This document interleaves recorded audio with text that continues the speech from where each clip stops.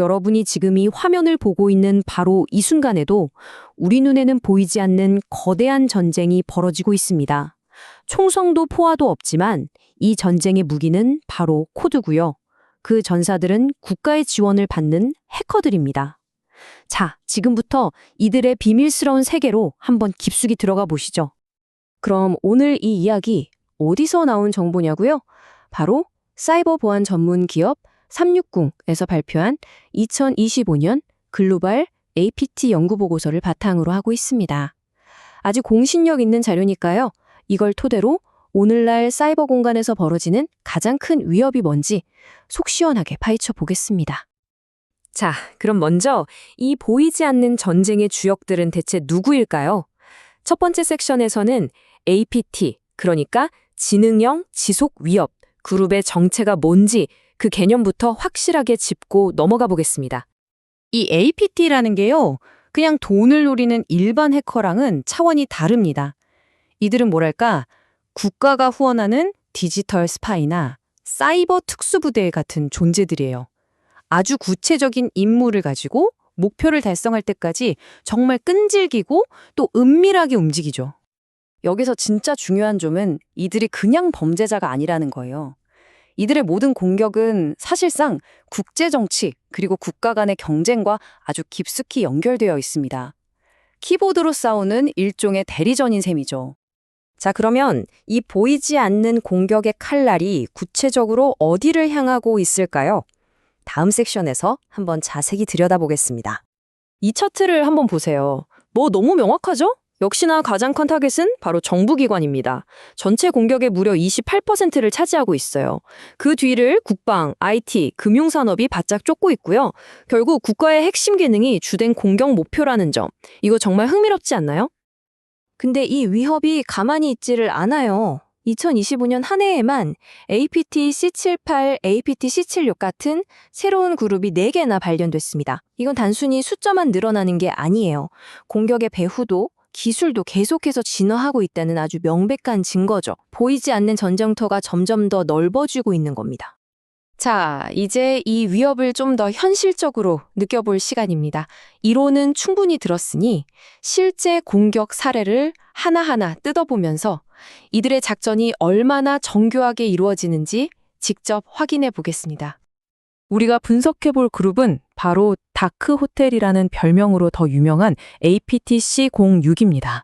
이 친구들 아주 정교하고 교활한 공격 기법으로 악명이 높습니다. 모든 거대한 공격은 아주 사소한 것에서 시작됩니다. 이 경우에는요, 정말 평범해 보이는 이메일 한 통이었어요. 하지만 그 안에는 아주 교묘하게 설계된 덫이 숨어 있었죠. 흔하지만 여전히 효과가 엄청난 바로 그 피싱 기법입니다. 공격에 사용된 실제 파일 이름입니다. 화면에 보이시죠? 봉사기용 전자증명서 2025.zip. 우리말로 하면 서비스용 전자증명서 정도가 되겠는데요. 너무나 공식적인 이름이라서 받는 사람이 아무 의심 없이 파일을 딱 열어보게 만드는 아주 치밀하게 계산된 미끼였던 거죠. 자, 이게 바로 다크호텔의 전체 공격 과정입니다. 복잡해 보이지만 제가 하나씩 설명해 드릴게요. 총 5단계로 이뤄지는데요. 첫째, 감염 단계. 사용자가 속아서 아까 그 파일을 열면 K1.DLL이라는 악성 코드가 시스템에 조용히 설치됩니다. 둘째, 실행 단계. 이 코드가 활동을 시작하면서 drivermon.ps1이라는 스크립트 파일을 실행시켜요. 셋째, 다운로드 단계. 이 스크립트의 임무는 인터넷을 통해서 추가 공격 도구를 몰래 내려받는 겁니다. 일종의 지원군을 부르는 거죠. 넷째, 권한 상승. K105 같은 파일을 이용해서 시스템의 관리자 권한을 탈취합니다. 이제 이 컴퓨터는 완전히 해커의 손에 넘어간 거죠. 그리고 마지막, 최종 페이로드 단계에서 쉘 코드라는 핵심 공격 코드가 딱 실행되면서 원래 목표였던 데이터 탈취가 시작되는 겁니다. 한 단계 한 단계 정말 치밀한 과정이죠. 자, 특정 사례는 이쯤에서 마무리하고요. 이제 보고서가 예측하는 더 큰 그림, 그러니까 미래의 사이버 위협은 어떤 모습일지 그쪽으로 한번 시선을 옮겨보겠습니다. 미래의 사이버 전쟁은 훨씬 더 복잡해집니다. 보고서는 몇 가지 핵심적인 흐름을 짚어주고 있는데요. 이제는 AI가 인간 해커를 대신해서 공격을 설계하고요. 우리가 믿고 쓰는 소프트웨어의 업데이트 과정 자체가 무기가 될 수 있습니다. 그리고 전력망이나 통신망 같은 국가 핵심 시설이 직접적인 공격 목표가 되는 훨씬 더 위험한 시대로 접어들고 있죠. 여기에 양자 컴퓨팅이 지금의 암호 체계를 완전히 무력화시킬 수 있는 잠재적 위협으로 떠오르고 있고, 사이버 공격이 실제 물리적인 전쟁과 결합하는 하이브리드 전쟁의 양상도 더욱 뚜렷해질 겁니다. 특히 저 AI 트렌드는 정말 주목해야 합니다.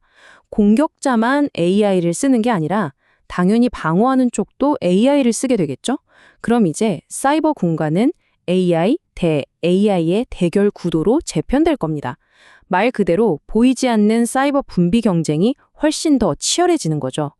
자, 이제 결론입니다. 이 모든 이야기가 지금 우리에게 대체 어떤 의미를 갖는 건지 한번 정리해 보겠습니다. 보고서는 이렇게 분석합니다.